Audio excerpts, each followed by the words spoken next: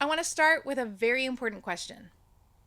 How many of you are going to get to hang out with your grandma at some point this Christmas? Okay, let's give it up for all the grandmas in the world. Love grandmas. There is nothing better for me than hanging out with my Nana. Growing up, all the way until a few years ago when she passed away, I was sure to spend some of my Christmas time at her house. It was awesome. Like a lot of grandmothers in the world, my Nana was a great cook. Her food was delicious. Christmases at her house were always so much fun. The fireplace in her house spanned an entire brick wall, and it would be lined from one end to the other with stockings that she would make for every single grandkid.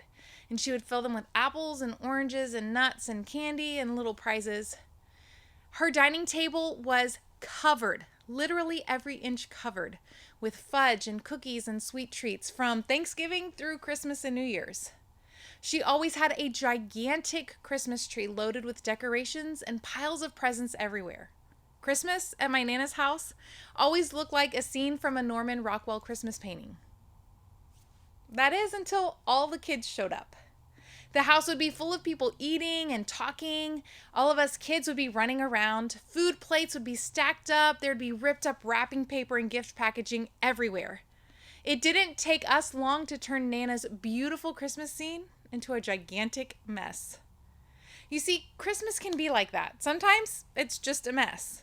And I'm not just talking about wrapping paper and food. It can be messy relationally and circumstantially. And sometimes we feel like my Nana looking at that stuff everywhere. All we want to do is clean it up and get things in order. But unfortunately, it's not always possible. And that, my friends, is what we're talking about today. Sometimes Christmas brings messes to the surface, stuff that's already been going on. For example, maybe we've been lonely for a while, but once Christmas break hits and we don't have regular routines and schedules to distract us, it sinks in. Or it seems like we come across endless pictures of happy couples at Christmas time and it reminds us that we're all alone. Maybe things have been falling apart at home for a while, or it's already broken and fractured, and Christmas brings all of that right back to the front and center. Maybe it's a reminder of someone who's gone or someone who's struggling. It's too much unstructured time in the same place, and Christmas becomes a time for old habits to come crawling back. And a lot of times we try to respond to these messes the way that my Nana did to the mess that we made in her house. We try to fix it and control things as quickly as possible so that everything stays in order. We try to manage the mess. For example, we manage our image and we post things that make it seem like family life is perfect for us. We know that we can't control the mess in our family, but we can manage it by what we portray on social media. And we make sure that everything looks just right. We manage expectations. We try to do everything that we can to keep everyone else happy. And we feel like we're the one responsible to make sure that everybody gets along.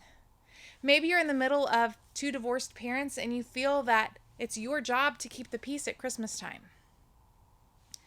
We also manage relationships. We use all kinds of tactics to try to get people to do what we want them to do. We manipulate. We say things like, "I can't believe you would act like that." We tell our parents, "You're ruining my Christmas break." And we play the victim, ignore people, yell at people, whatever it takes to manage the people around us. We manage behavior. Maybe some of you find control by doing everything perfectly. You do exactly what your parents expect from you. Maybe some of you are the opposite. You act out in negative ways in order to show the authority figures in your life that they are not in control of you. This list could go on and on. We all have our ways of managing the messes, especially during the holidays.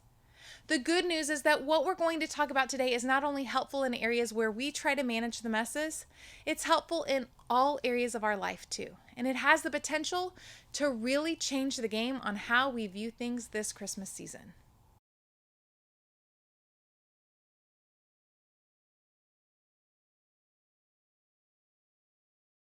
If you're unfamiliar with the Bible, no worries. I'll bring you up to speed really quick. It's divided into two sections, the Old Testament and the New Testament.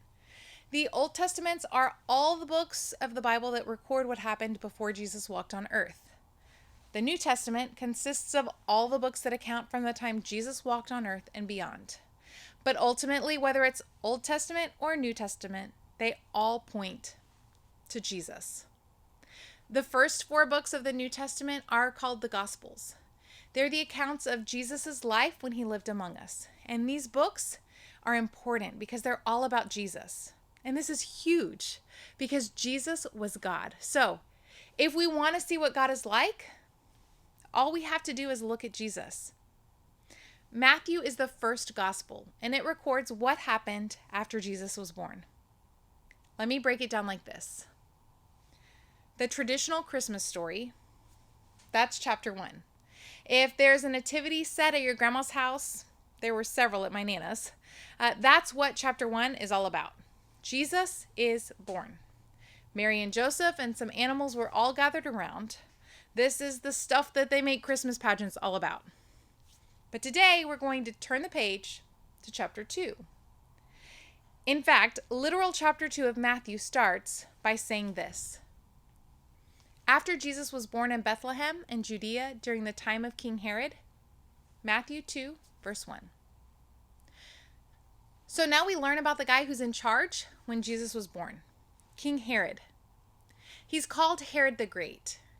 He crushed opposition. He was wealthy, smart, and strong.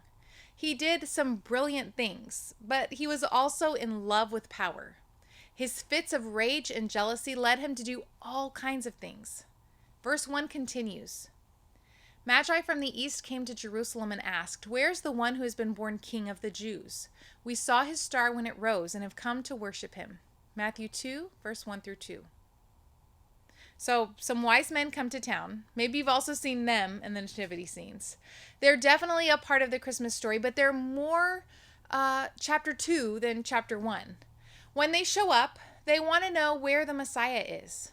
The Messiah is the leader of the Jewish people that they'd been waiting for, who would solve their problems and help them break free from the people that ruled over them.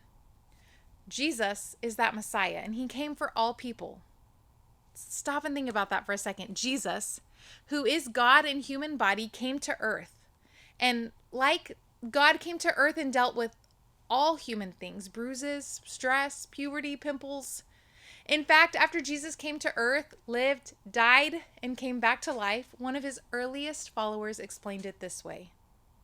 In his very nature, he was God. Jesus was equal with God, but Jesus didn't take advantage of that fact. Instead, he made himself nothing. He did this by taking on the nature of a servant. He was made just like human beings. Philippians 2, 5 through 7. King Jesus came with humility in order to help us. As we go back to the Christmas story, that's who the Magi were looking for. They're asking, where's Jesus, the man who's going to save us and lead us? We want to worship him. Matthew continues. When King Herod heard this, he was disturbed. Matthew 2, verse 3. By this, Matthew means the news that another king had been born. Just like that, the current king feels threatened. Herod was in charge, and now there was competition. There can't be two things. And the last thing Herod wanted was to lose control. His control of the kingdom, his future, his wealth, and his power. So he panicked. And before we judge him, let's all admit that in some ways we do that too. We try to manage the mess, and if we feel like we're losing control of what's going on around us, we don't like it. When we can't manage the image and people find out that our family isn't perfect, we hate it. When there's too much unknown and it feels out of control, we feel anxious. When we can't manipulate people into doing what we want, we get angry. And when we can't make everyone happy and be everywhere at once, we feel overwhelmed. We don't like our sense of control being messed with. And Herod started slowly unraveling. He went to the wise man with a sneaky plan. He sent them to Bethlehem and said, "Go and search carefully for the child. As soon as you find him, report to me so that I too may go and worship him." Matthew 2, 8. Herod obviously had no desire to worship Jesus. He would have immediately had Jesus killed. The wise men never came back to Herod and never sent him a report. They saw Jesus, celebrated him, and then went a different way back to their hometowns. When Herod realized that his little plan didn't work, he lost it. He did something so horrible that it turns my stomach. He ordered for all the kids 2 and under who could possibly fit Jesus' description to be killed. Was his plan successful? Of course not. Did it create a lot of pain and chaos? Absolutely. Now, I want to be really clear. I know that Herod's example is extreme, but there is something in his story that we can't miss. Herod represents what happens when we try to be the Lord of our own lives. When you think about it, the story is really a tale of 2 kings. King Herod was concerned about losing his throne, and he wanted to protect and maintain it. King Jesus arrived in a manger to invite everyone to a new and better kingdom. King Herod created a temporary fear-based solution. King Jesus came to restore chaos for all eternity. King Herod made things messier. King Jesus came to bring peace. King Herod felt threatened by Jesus. King Jesus felt no threat. He came to help Herod and all of humanity get rid of those unhealthy things in our hearts and become the fullest version of ourselves. When we think that following Jesus is about losing ourselves, it can feel threatening. But when we realize that Jesus came so that we could finally have real joy and peace and hope and love, everything changes. Herod obviously never realized this. His life ended in a sad way. He was never going to be king forever, no matter what he tried. He wanted to make it all happen on his own. He tried to manage the mess, but it didn't work. It never does.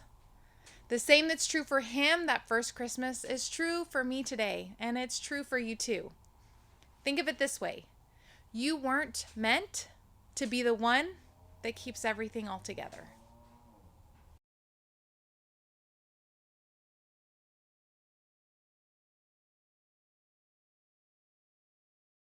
You weren't meant to be the master of the mess. You want to fix and control things? Me too. But that's what makes Christmas so powerful. It's not about us keeping things in our own power. It's about focusing on the only one who can truly lead us to life the way it's supposed to be. The King who was born and placed in a manger. The King who, out of love for us, came to live among us. But what would that look like in the middle of any messes that we're currently facing? Here are a couple of ideas. Number 1, loosen your grip. This is what Herod failed to do. He was so intense, worried, anxious, and threatened that he let the worst parts of him get the best of him. We think that controlling and managing things takes away anxiety, but in reality, it has the potential to increase anxiety. When we learn to let go and put it in the hands of God, we can actually feel more peace and rest. Number 2, trust the King who humbled himself. Jesus is secure enough in who he is to be the humble King. Out of his love for us, he came to earth, lived his life among us to show us the loving heart of God, and then displayed his ultimate love for us by dying on a cross for our sins. We can let go and trust him with anything and everything in our lives. In our perfect world, all the messes would just go away, or like my Nana, we could just clean them up ourselves. But as we learned through Herod, that doesn't work. This Christmas, we have a God who is right there with us in the middle of the mess. God is present, God is loving, and God is powerful. You weren't meant to be the one that keeps it all together. God can manage that mess this holiday season. So you don't have to be the king or lord of your life. That's God's job. After all, he's so much better at it than we are.